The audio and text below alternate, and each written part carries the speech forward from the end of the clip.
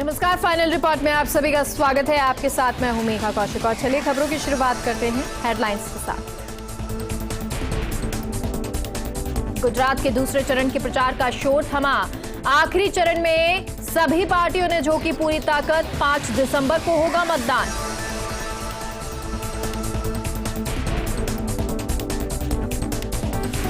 राजस्थान के झालावाड़ में कल प्रवेश करेगी भारत जोड़ो यात्रा। कांग्रेस कार्यकर्ताओं में उत्साह का माहौल। सीएम गहलोत पहुंचे दिल्ली। कांग्रेस स्टीयरिंग कमेटी की बैठक में होंगे शामिल।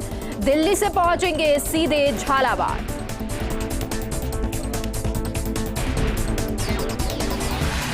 सीकर के पिपराली रोड पर gang war. History sheeter Raju Thehat की गोली मारकर हत्या। बेटी से मिलने आए व्यक्ति की भी ली जान। वीर तेजा सेना ने बंद कराया सीकर।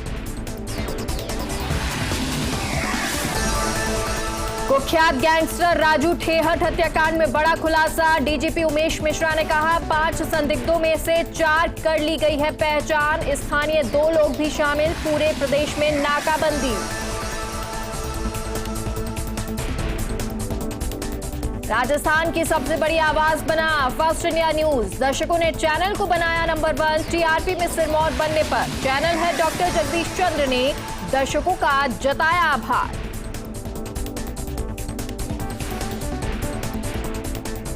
शहर के पिपराली रोड पर सुबह 9:30 बजे बदमाशों ने ताबड़तोड़ फायरिंग की। इस फायरिंग में राजू ठेहट और एक अन्य जने की घटनास्थल पर मौत हो गई। वहीं एक अन्य व्यक्ति घायल हो गया, जिसको सीकर के कल्याण चिकित्सालय में भर्ती कराया गया है, जहां इलाज चल रहा है। फायरिंग की सूचना के बाद पुलिस अधीक्षक कुंवर राष्ट्रदीप, डीएसपी वीरेंद्र शर्मा सहित कई थाने की पुलिस मौके पर पहुंची। वहीं जिले भर में पुलिस ने कड़ी नाकाबंदी कराई है। बदमाशों की गिरफ्तारी के लिए पुलिस ने अभियान चला रखा है। फिलहाल पुलिस को कोई सफलता नहीं मिली है। तो वहीं पुलिस अधीक्षक कुंवर राष्ट्रदीप का कहना है कि बदमाशों की जल्द से जल्द गिरफ्तारी की जाएगी। राजू ठेहट की मौत की सूचना के बाद परिजन मोर्चरी में पहुंचे। वहीं मोर्चरी में लोगों का जमावड़ा लग गया।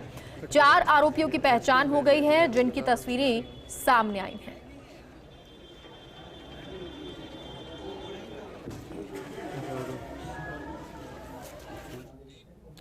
तो राजू ठेहट हत्याकांड 4 आरोपियों की पहचान हुई है। आरोपियों की तस्वीर सामने आ गई।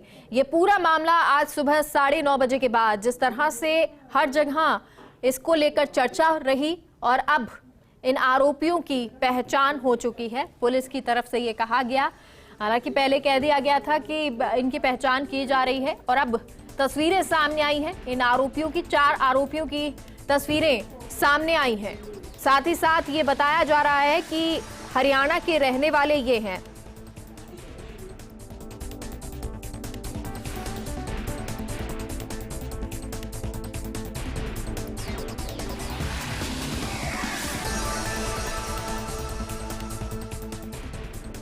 ये फुटेज भी आपको दिखा रहे हैं। ये एक फुटेज आज सुबह का सीसीटीवी फुटेज जो सामने आया, जब ये आरोपी अपनी इस घटना को अंजाम देकर भागते हुए नजर आए, तो अब इन आरोपियों की पहचान भी हो चुकी है। उनकी तस्वीर भी सामने आ चुकी है और फर्स्ट इंडिया न्यूज आपको ये तस्वीर दिखा रहा है। राजू ठेहट हत्याकांड जो आज सुबह हुआ, जिसके बाद हर किसी की जुबान पर ये नाम था और साथ ही साथ सीकर में इसको लेकर आक्रोश और उम्मीद यही की जा रही है कि जल्द से जल्द पुलिस आरोपियों को ढूंढ लेगी और वही काम पुलिस की तरफ से किया भी जा रहा है। सर्च की जा रही है, लोकेशन ट्रेस कई जगह पर की भी गई। सीसीटीवी फुटेज में ये जो आरोपी हैं वो सामने भी आए, पता भी चला कि कहां से ये गाड़ी गुजर रही है, लेकिन अभी तक हालांकि पुलिस को सफलता नहीं मिली है। अब देखना ये होगा कि कब तक इन आरोपियों की गिरफ्तारी हो पाती है।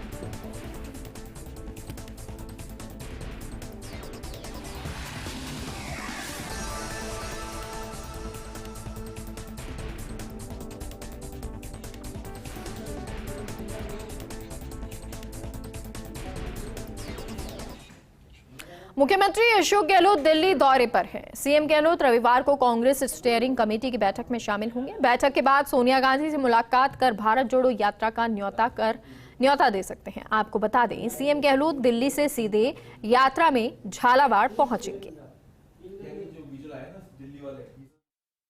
और जो कंट्री में जो कुछ भी हालात बन गए हैं, जब हम आरोप लगाते हैं कि आप जुडिशरी दबाव में हैं, इलेक्शन कमीशन ऑफ इंडिया दबाव में है या ईडी इनकम टैक्स सीबीआई दबाव में है, तो ये कुछ सोच के लगाते होंगे। और पूरे देश के अंदर भी ये मैसेज है, जो संबंधित लोग हैं वो भी समझ रहे हैं कि बहुत दबाव के अंदर है। क्योंकि जहाँ चुनाव होते हैं वहाँ पहले प्रधानमंत्री जी, मोदी जी बाद में पहुँचते हैं, पहले ईडी पहुँचती है, वहाँ सर इनकम टैक्स पहुँचती है और चुन के ऐसी स्थिति करती है कि आप सोच नहीं सकते। तो ये मैं समझता हूँ राहुल गांधी जी की यात्रा बहुत ऐतिहासिक है, बहुत कामयाब है, मैसेज दे रही है पूरे देश को। और देश में आप देखा होगा पिछले जब से यात्रा शुरू हुई है, देशवासियों का एक कॉन्फिडेंस बड़ा है कि क्योंकि लोकतंत्र में अगर एक तरफा ही चले सरकार तो लोगों का कॉन्फिडेंस हिल जाता है। हिला हुआ कॉन्फिडेंस था, मैंने महसूस किया इस यात्रा के शुरू होने से अभी तक में एक नया कॉन्फिडेंस पैदा हुआ है आम लोगों के अंदर, पूरे देश के अंदर। और यही मैं समझता हूँ शुभ संकेत है। राहुल गांधी जी खुद ने कहा है कि मैं क्यों निकला यात्रा पर, क्योंकि आप कहाँ बहस करो, पार्लियामेंट के अंदर माइक बंद कर देते हैं। ऐसी जो फैसले होते हैं माइक बंद करने के, इससे तो मैसेज ही गलत जाता है जनता के अंदर भी, आप माइक कैसे बंद कर सकते हो। तो बोलने देते नहीं है, हाउस के अंदर भी मीडिया इनके दबाव में है। आप लोग रात को सर्दी में आए हो, इतनी मेहनत कर रहे हो, पर किसी को नहीं मालूम आपके जो बॉसेज हैं वो तो दबाव में है कि वो आप जो मैं बोल रहा हूँ उसको आप कितना दिखा पाओगे। ये हालात देश के अंदर है। तो राहुल जी कह रहे जब आप हम बोल रहे हैं आप दिखा नहीं पा रहे हो, पार्लियामेंट में बोल नहीं सकते, कहीं जाए तो सुनवाई होती नहीं जुडिशरी के अंदर, तो जाए कहाँ। दोस्तों में कांग्रेस की भारत जोड़ो यात्रा को लेकर डाक बंगले में मंत्री मुरारी लाल मीणा के नेतृत्व में कांग्रेस के पदाधिकारियों की बैठक हुई। इस दौरान यात्रा को लेकर तैयारियों पर चर्चा की गई। सभापति के पति और मनोनीत पार्षद राकेश चौधरी ने विवादित बयान देते ऐलान किया कि दौसा शहर में लगने वाले होर्डिंग में लोकतंत्र, लोकल जनप्रतिनिधि की फोटो के अलावा बाहरी नेताओं के होर्डिंग्स को फाड़ दिया जाएगा। साथियों, एक तो सबसे बड़ी निवेदन जिला प्रभारी मंत्री शाले मोहम्मद एक दिवसीय टोंक जिले के दौरे पर रहे। इस दौरान शाले मोहम्मद ने डीसीसी में पार्टी के कार्यकर्ताओं और पदाधिकारियों की एक बैठक ली, जिसमें राहुल गांधी द्वारा निकाली जा रही भारत जोड़ो यात्रा की रूपरेखा के बारे में जानकारी दी। साथ ही टोंक जिले की सीमा में ज्यादा से ज्यादा पहुंचने की अपील की। मीडिया से बातचीत में उन्होंने कहा कि यात्रा को भरपूर समर्थन मिल रहा है। जिस तरह महंगाई और बेरोजगारी से जनता त्रस्त है, केंद्र की सरकार से जनता अब ऊब चुकी है।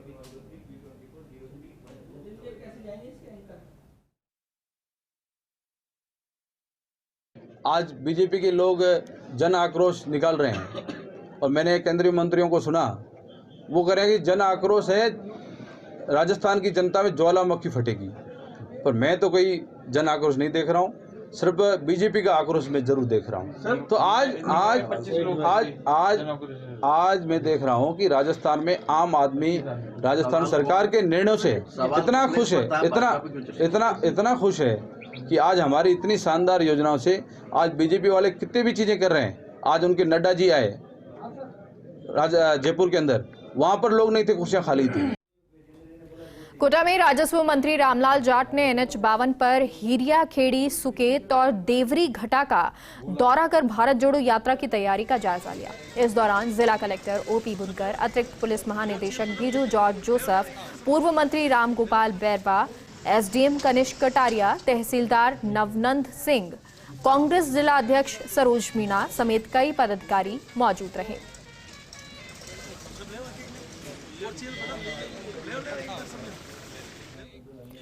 खबर पाली के जैतारण से, जहां भाजपा की जन आक्रोश रथ को सांसद दिया कुमारी ने हरी झंडी दिखाकर रवाना किया। इस दौरान सांसद दिया कुमारी, विधायक अविनाश गहलोत मौजूद रहे।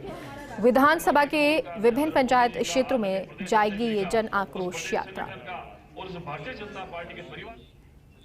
जैसलमेर के हनुमान चौराहे से भाजपा नेता और केंद्रीय जल शक्ति मंत्री गजेंद्र सिंह शेखावत ने जन आक्रोश रैली रथ को हरी झंडी दिखाकर रवाना किया। इस मौके पर केंद्रीय मंत्री गजेंद्र सिंह शेखावत ने कहा कि जनता में इस बार काफी गुस्सा है। उन्होंने कहा कि आने वाले चुनाव में बिजली, पानी और सड़क की समस्या से लोग त्रस्त होकर कांग्रेस को हराएंगे। भारतीय जनता पार्टी के नेतृत्व ने तय किया है कि जो मन में लोगों के आक्रोश है, सामान्यतः जब सरकारें बनती है, सरकार काम करती है, कुछ लोगों के मन में उसको लेकर के नाराजगी हो सकती है, कुछ हद तक हो सकती है, लेकिन इस बार राजस्थान की जनता के मन में एक गुस्सा है। इस गुस्से को, इस आक्रोश को एक जन आक्रोश के संकलन के रूप में एकत्रित करके, ज्वालामुखी के रूप में फट करके इस कांग्रेस की सरकार को हमेशा हमेशा के लिए उखाड़ फेंकने के लिए राजस्थान भारतीय जनता पार्टी ने ये यात्रा प्रारंभ की है। जयपुर शहर सांसद रामचरण बोहरा ने भाजपा शहर कार्यालय से जन आक्रोश यात्रा के रथों को विधिवत तरीके से पूजा अर्चना कर जन आक्रोश यात्रा के विधानसभा संयोजक को सुपुर्द किया।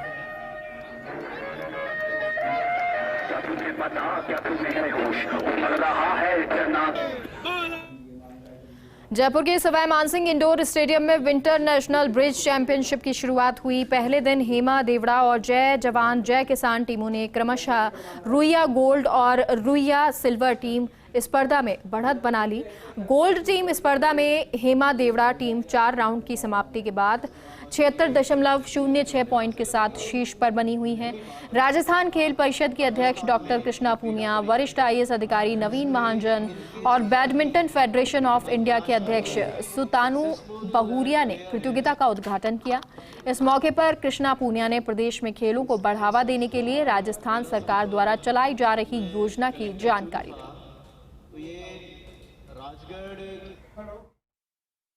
ये हमारा राजस्थान का तीसरा नेशनल ब्रिज टूर्नामेंट है। जो पहले 2 टूर्नामेंट ने बहुत ख्याति प्राप्त करी है कि हिंदुस्तान भर के अंदर इसकी वाहवाही होती रही है, क्योंकि इसका अरेंजमेंट, फूड और सिस्टम सब लोगों को बहुत पसंद आया है। यहाँ पर सबसे बड़ी बात यह है कि बहुत इम्पार्शलिटी होती है और हर छोर से हिंदुस्तान के यहाँ पर पार्टिसिपेंट करने के लिए आए हैं। राजस्थान हाईकोर्ट में जस्टिस अशोक कुमार गौड़ की एकल पीठ ने पटवारी को 25 साल पहले दिए सेवा परिलाभ को दिसंबर 2017 में वापस लेने के आदेश को रद्द कर सेवानिवृत्त परिलाभ ब्याज सहित लौटाने के आदेश दिए हैं। हाईकोर्ट ने कहा कि ये आश्चर्य की बात है कि कर्मचारी को दिए गए सेवा परिलाभों को 25 साल बाद ये कहते हुए वापस लिया है कि उसकी पे स्केल बदल गई है। वरिष्ठ अफसरों को अपने जूनियर कर्मचारियों के साथ ऐसा व्यवहार करना न्यायोचित नहीं कहा जा सकता। कोटा में ACB के DG BL सोनी ने आमजन से 1-to-1 जनसंवाद किया और भ्रष्टाचार की जड़ को समाप्त करने के लिए जनता से अपील की। DG BL सोनी ने कहा कि रिश्वत के बगैर काम नहीं हो तो कोई बात नहीं, थोड़ा परेशान हो जाए लेकिन रिश्वत ना दें। उन्होंने कहा कि रिश्वत लेने वाले कितने और देने वाले कितने हैं।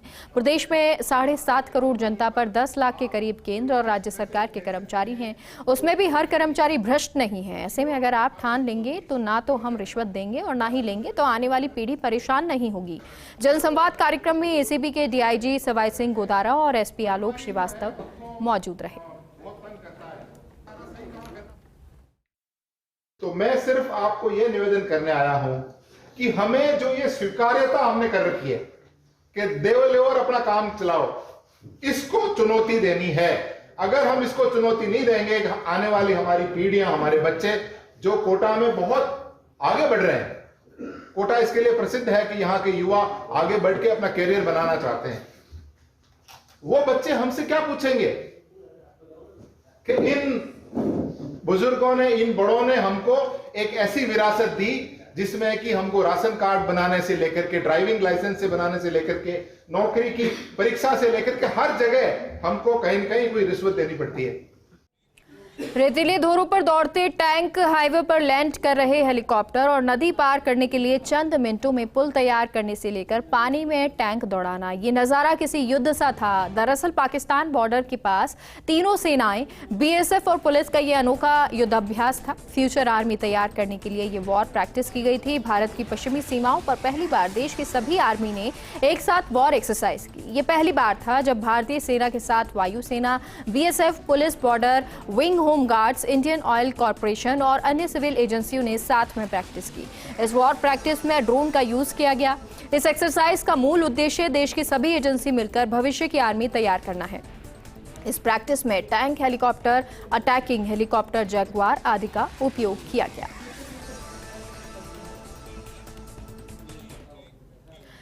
कोटा के रामपुरा सैटेलाइट हॉस्पिटल का कायाकल्प होने जा रहा है। नगरीय विकास और स्वायत्त शासन मंत्री शांति धारीवाल की पहल पर रामपुरा सैटेलाइट हॉस्पिटल में 17 करोड़ की लागत से parking, OPD, block admin block वार्डों का रिनोवेशन, जन सुविधाएं और अस्पताल की इमारत के होने वाले विकास कार्य होंगे। आज मंत्री शांति धारीवाल ने विधिवत पूजा अर्चना का शिलान्यास किया। नगर विकास न्यास द्वारा इस प्रोजेक्ट को 6 महीने में पूर्ण करने के यूडीएच मंत्री शांति धारीवाल ने निर्देश दिए। वर्तमान में जिला अस्पताल चिकित्सालय कोटा में मेडिसिन, सर्जरी, स्त्री रोग, शिशु रोग, नेत्र रोग, दंत रोग, ईएनटी, डायलिसिस की नियमित रूप से सेवाएं दी जाती हैं और पीपीपी मोड पर इनफर्टिलिटी क्लिनिक की सेवाएं भी दी जाती है। साथ ही इस चिकित्सालय में शहर के परकोटे और दूर दराज से ग्रामीण क्षेत्र के लोग भी आकर के यहाँ पर लाभ उठाते हैं।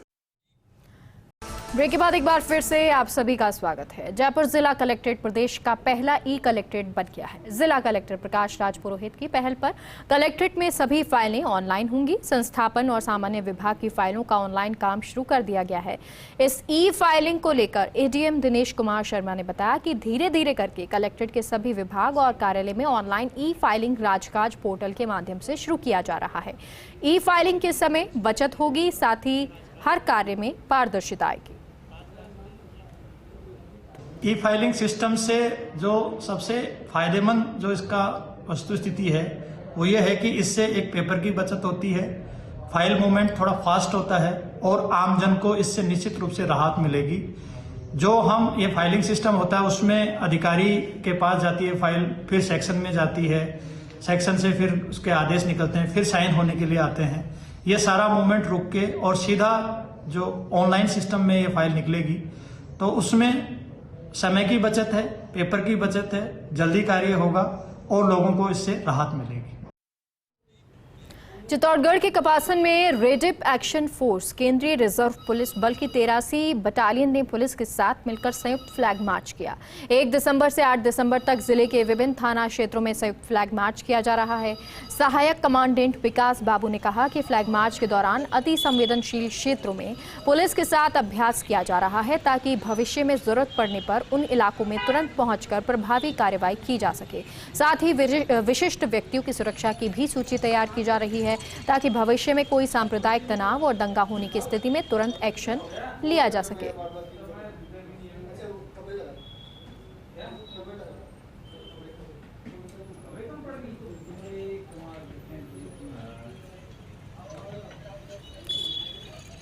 तो भविष्य में होने वाली घटनाओं को लेकर ये फ्लैग मार्च कपासन में संयुक्त फ्लैग मार्च किया जा रहा है। आरएसएफ, सीआरपीएफ की 83 बटालियन पुलिस का ये संयुक्त मार्च है। अति संवेदनशील क्षेत्रों का जायजा लिया, भविष्य में होने वाली घटनाओं को लेकर फ्लैग मार्च किया है।